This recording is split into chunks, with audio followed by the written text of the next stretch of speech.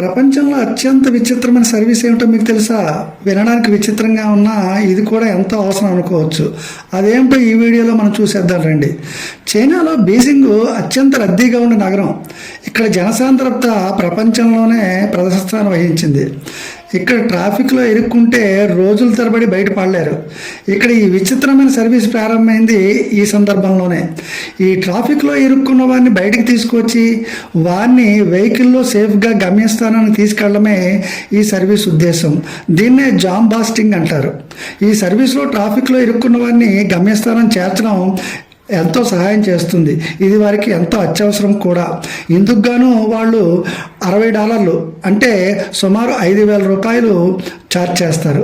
వారిని motor సైకిల్పై gaps ద్వారా, alternative roots, bypass రోడ్ల ద్వారా వారిని గమ్యస్థానానికి చేరుస్తారు. ఇది ఈ ట్రాఫిక్ జామ్ బాస్టింగ్ గురించి.